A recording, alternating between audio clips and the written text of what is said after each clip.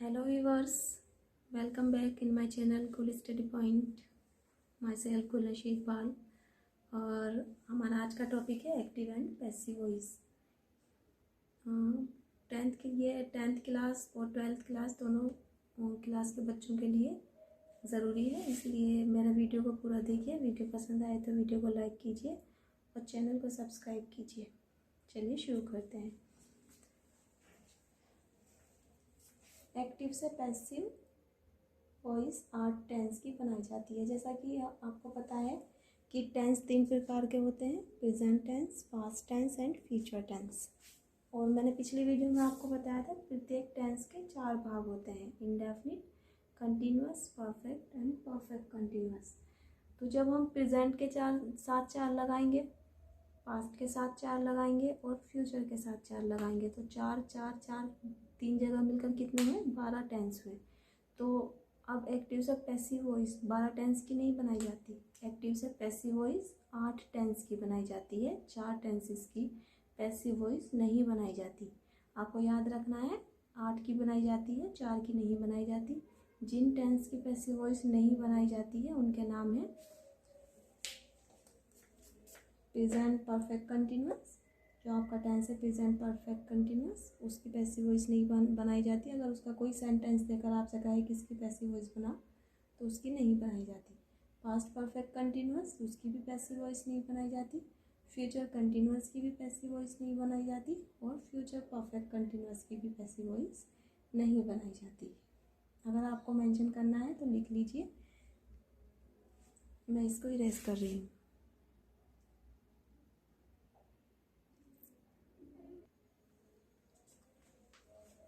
अब हम एक्टिव से पैसिव बनाने के रूल्स को देख लेते हैं। एक्टिव से पैसिव बनाने के कौन कौन से रूल्स हैं, देखिए। सब्जेक्ट का ऑब्जेक्ट और ऑब्जेक्ट का सब्जेक्ट बनाते हैं। जैसे कि आपको एक सेंटेंस दिया होगा कि इसकी पैसिव वॉइस बनाओ, तो उस सेंटेंस का आपको क्या करना है, उस सेंटेंस के सब्जेक्ट को आप ऑब्जेक्ट बनाएंगे और ऑब्जेक्ट को आप सब्जेक्ट बनाएंगे।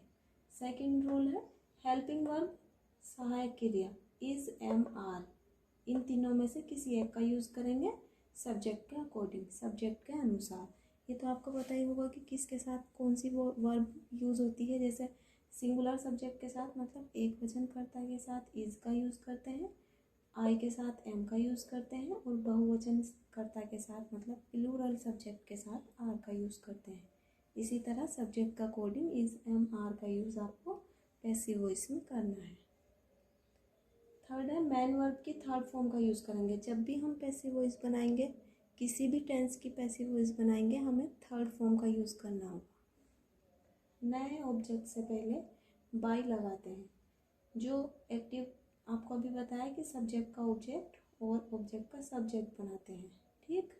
तो जब हम सेंटेंस का ऑब्जेक्ट लिखेंगे, उसको सब्जेक्ट का ऑब्जेक्ट बनाएंगे, तो पैसिव वॉइस में ऑब्जेक्ट से पहले बाय लगाएंगे, ठीक है। इसका स्ट्रक्चर देख लीजिए। सब्जेक्ट लिखेंगे सबसे पहले, प्लस इज, एम, आर। इन तीनों में से एक लिखेंगे सब्जेक्ट का अकॉर्डिंग, प्लस मैन वर्ब की थर्ड फॉर्म, मुख्य क्रिया की तीसरी अवस्था लिखेंगे, एंड ईटीसी। जो सेंटेंस में ऑब्जेक्ट से पहले मतलब ऑब्जेक्ट के बाद होगा ईटीसी वर्ड, वो हमें यहाँ लिखना है बाय से पहले।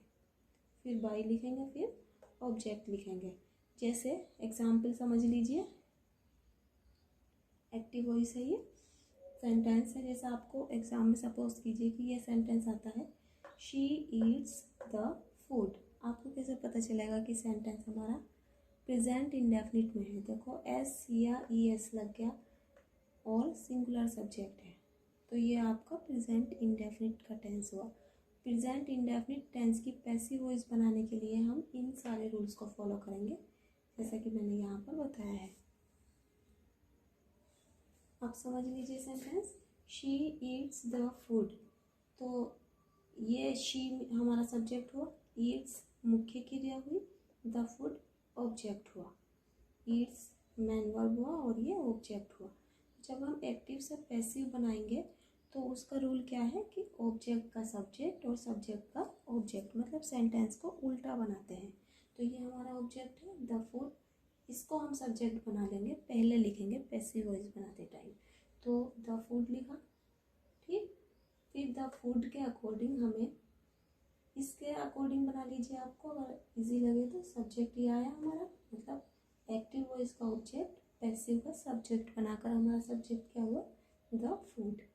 अब इज, एम, आर, इन तीनों में से द फूड के अकॉर्डिंग हम हेल्पिंग वर्ब लगाएंगे। द फूड सिंगुलर है तो इसके साथ क्या लगाएंगे, इज। अब लिखेंगे मैन वर्ब। मैन वर्ब क्या है, मुख्य क्रिया, मतलब ये क्या है, ईट्स। अब ईट्स की थर्ड फॉर्म लिखेंगे ईटन, ठीक, समझ आया यहाँ तक। फिर अब हमारा क्या बचा, ये भी लिखा गया, मैन वर्ब भी लिखी गई और ये भी आ गया। अब हमारा बचा शी। अब शी ये सब्जेक्ट है, जब पैसिव वॉइस बनाएंगे तो इसका ऑब्जेक्ट बन जाएगा। तो इसको लिखने से पहले हम क्या लगाएंगे, बाई। जैसे या नए ऑब्जेक्ट से पहले बाई लगाते हैं तो नया ऑब्जेक्ट एक्टिव का सब्जेक्ट होगा। तो इसको लिखने से पहले हमने बाई लगाया और बाई के बाद हमने लिखा शी। शी का ऑब्जेक्ट लिखेंगे यहाँ पर हम हार। जब हम इसका ऑब्जेक्ट बनाएंगे तो इसका ऑब्जेक्ट फॉर्म लिखेंगे। ये सब्जेक्ट है शी, ऑब्जेक्ट इसका हर होता, पॉसेसिव केस भी इसका हर होता, हमें ऑब्जेक्ट चाहिए यहाँ पर हर। अगर आपको ये याद नहीं हो तो मैं अभी आपको सारणी बनाकर दिखा देती हूँ कि इसका ऑब्जेक्ट क्या होता है। देखिए, अगर किसी को सारणी नहीं पता हो कि किसका ऑब्जेक्ट क्या होता है तो शुरू से सीख लीजिए। ही का ऑब्जेक्ट होता है ही, ये याद करना आपको ज़रूरी है अगर आप एक्टिव से पैसिव वॉइस बनाना चाहते हैं। डायरेक्ट इनडायरेक्ट में भी इनकी ज़रूरत पड़ती है, वैसे भी जब आप इंग्लिश पढ़ रहे हैं तो ये सब आपको याद होना ज़रूरी है। ही का ऑब्जेक्ट हिम, शी का ऑब्जेक्ट हर, दे का ऑब्जेक्ट देम, आई का ऑब्जेक्ट मी, यू का ऑब्जेक्ट यू और वी का ऑब्जेक्ट अस। अगर आपको लिखना है, इसे याद करना है तो इसका स्क्रीनशॉट ले लीजिए या लिख लीजिए। अब अगला एग्जाम्पल समझ लीजिए, जैसे यू मेक अ नॉइज़, तुम शोर मचाते हो। अब हमें इसकी पैसिव वॉइस बनानी है तो कैसे बनाएंगे, अभी आपको समझाया है कि सब्जेक्ट का ऑब्जेक्ट और ऑब्जेक्ट का सब्जेक्ट बनाते हैं। तो हमारा सब्जेक्ट है यू, मैक है मुख्य क्रिया यानी कि मैन वर्ब और एनॉइज है हमारा ऑब्जेक्ट, ये ऑब्जेक्ट है। तो इस ऑब्जेक्ट का हम बनाएंगे सब्जेक्ट जब पैसिव वॉइस बनाएंगे। तो सबसे पहले क्या लिखेंगे, अ नॉइज। एनॉइज के अकॉर्डिंग हम हेल्पिंग वर्ब लगाएंगे, इज एम आर में से एक। अभी समझाया आपको, एक वचन कर्ता के साथ इज, बहुवचन कर्ता के साथ आर और आई के साथ एम। तो अनॉइज एक वचन है यानी कि सिंगुलर है, इसके साथ क्या लगाया हमने, इज। अब हमारी क्या आती है, सब्जेक्ट आया मैन वर्ब आई, अब सॉरी हेल्पिंग वर्ब आई। अब हमें क्या लिखनी है, मैन वर्ब। मैन वर्ब यानी कि मुख्य क्रिया, मुख्य क्रिया हमारी क्या है, मैक। मैक की थर्ड फॉर्म क्या होगी, मैड, ठीक। अब हमारा मैड हुआ, मैड के बाद हमारा क्या है, सब्जेक्ट। अब ये बाकी बचा है लिखने के लिए। एक्टिव का सब्जेक्ट लिखने से पहले पैसिव बनाते टाइम हम उससे पहले क्या लिखते हैं, बाई। तो इसको लिखने से पहले क्या लिखा हमने, बाई और यू का यू। यू का सब्जेक्ट भी यही होता है और ऑब्जेक्ट भी यही होता है। नेक्स्ट एग्जाम्पल समझ लीजिए। अब हमारा नेक्स्ट सेंटेंस है, the peon rings the bell in the class. The peon चपरासी रिंग्स बजाता है, द बेल घंटी, इन द क्लास कक्षा में। तो हमें इसकी पैसिव वॉइस बनानी है, वही रूल फॉलो करना है, ऑब्जेक्ट का सब्जेक्ट, सब्जेक्ट का ऑब्जेक्ट। तो हमारा सब्जेक्ट है द पियोन, रिंग्स है main verb, the bell object है और इन द क्लास ये हमारा है ईटीसी वर्ड।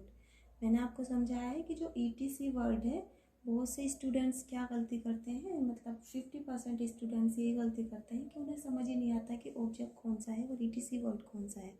वो ईटीसी वर्ड से ही सेंटेंस बनाना शुरू कर देते हैं। तो आपको याद रखना है कि मैन वर्ब के बाद जो लफ्ज़ आता है, जो वर्ड आता है, वो हमारा ऑब्जेक्ट होता है, मतलब कर्ता, कर्म जिसके द्वारा काम किया जाता है।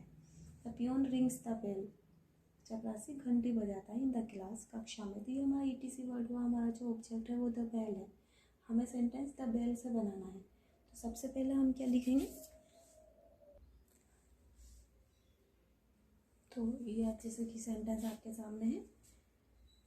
ऑब्जेक्ट था हमारा द बेल, इसका सब्जेक्ट बनाया द बेल। द बेल के अकॉर्डिंग हम हेल्पिंग वर्ब लगाएंगे, सिंगुलर है इज लगाया। अब मैन वर्ब लगाएंगे, मैन वर्ब थी हमारी ये, मतलब जिसमें जो सब्जेक्ट के तुरंत बाद आए, ठीक, जो सब्जेक्ट के बाद आए। अगर SEIS हुआ, सिंगुलर सब्जेक्ट हुआ तो SEIS होगा, प्लूरल सब्जेक्ट हुआ तो SEIS नहीं होगा। ये आपको पहचान है प्रेजेंट इंडेफिनिट की। तो द बेल इज रंग, रिंग की थर्ड फॉर्म लगाई हमने यहाँ पर रंग। जो हमारा ETC वर्ड था वो थर्ड फॉर्म के बाद लिख देंगे, in the class by the peon. By लिखेंगे, द पियोन सब्जेक्ट है हमारा, इससे पहले जो एक्टिव का सब्जेक्ट है वो पैसिव का ऑब्जेक्ट बनेगा। तो पैसिव का ऑब्जेक्ट लिखने से पहले हमें सब क्या करना है, सभी सेंटेंसेस में, मतलब सभी सेंटेंस को बनाते टाइम बाय का यूज़ करना है। और अगर किसी सेंटेंस में ETC वर्ड है तो वो बाय से पहले लिख देते हैं, ठीक है। बाय को सब ETC वर्ड को सब्जेक्ट कभी भी मत बनाना, जो ऑब्जेक्ट है उसका सब्जेक्ट बनाइए और ETC वर्ड को बाय से पहले ले लीजिए। जैसे कि मैंने यहाँ पर लिया है ETC वर्ड जो है इन द क्लास है, और वो मैंने बाय से पहले ले लिया इन द क्लास। यहाँ देख लीजिए।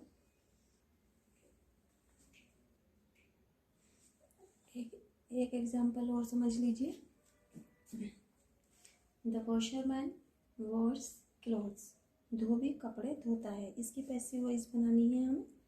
तो वॉशरमैन हमारा सब्जेक्ट हुआ, वॉश मैन वर्ब हुई और क्लॉथ्स हमारा ऑब्जेक्ट हुआ। तो हमें क्लॉथ्स को लिखना है सबसे पहले।